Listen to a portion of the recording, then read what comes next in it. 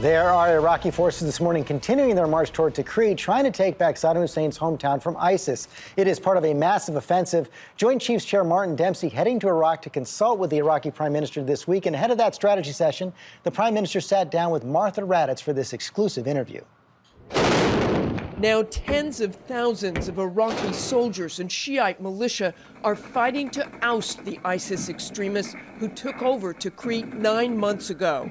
This is a very, very dangerous organization. If they are allowed to continue, if they are not stopped on time, I can assure you no army in the region can stand in their own way.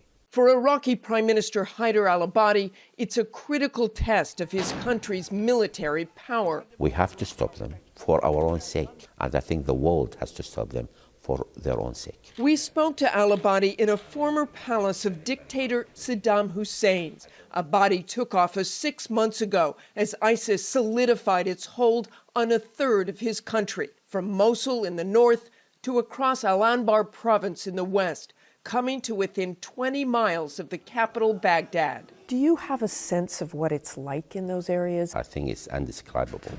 And that's why we're very eager to liberate these areas as soon as possible. One key part of that strategy is reclaiming Tikrit. The only way to take back the city is not by bombardment, by having troops on the ground to take back the city. Do you wish you had American ground troops, ground combat troops to help? It doesn't help whether I wish or not. I don't think that's going to happen. This administration understands the U.S. public are not eager, or they don't want to send their own sons and troops outside the U.S. Without American combat forces on the ground, Iran has stepped in to fill the void. Nearly 2/3 of those fighting for Iraq are Iranian-backed Shiite militias. Tell me how much Iran has been involved. Well, Iran is a neighbor. I think we have the longest borders with Iran, and Iran feels itself under threat.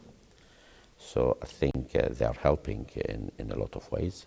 Mainly advisors. One of those, a revered commander of the Iranian Quds Force and staunch American adversary. During the Iraq War, he oversaw militias responsible for hundreds of American deaths. Is one of those General Soleimani, who's head of the Quds Force?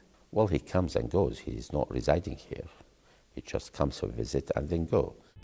American officials, while optimistic about the Tikrit offensive, are worried, fearing ISIS fighters will hide within the city, armed with suicide vests and booby traps. Another key part in liberating the country of ISIS, clearing al-Anbar. We traveled to the front lines in al-Anbar province, west of Baghdad, to see for ourselves how close the battle is being waged. I'm standing right on the front line. These are Iraqi security forces on this side, and on the other side of that berm, ISIS. And up on that berm, an Iraqi sniper. Can you spot ISIS from your scope? Yeah, you can see. The defense minister tells me that his troops are ready for battle. Their morale is high.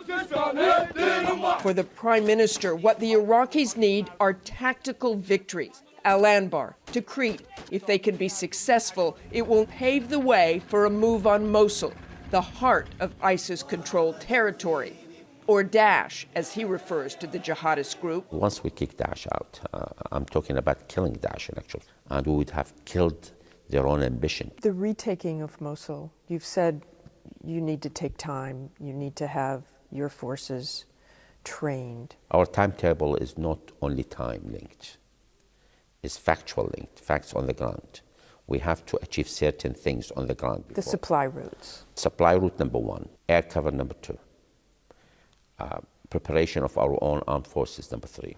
The prime minister insisting they will do this on their own timetable, possibly earlier than summer. I know probably some are surprised and unhappy in Washington because they haven't taken a full control over these operations. But I think everybody must respect Iraqi sovereignty, and we want to do it our own. And we have to take charge of what we are doing because it's Iraqi lives which is being sacrificed. Along with many American lives before them. For This Week, Martha Raddatz, ABC News, Baghdad. And we end with some good news. For the 12th straight week, there were no reports from the Pentagon of service members killed in Afghanistan.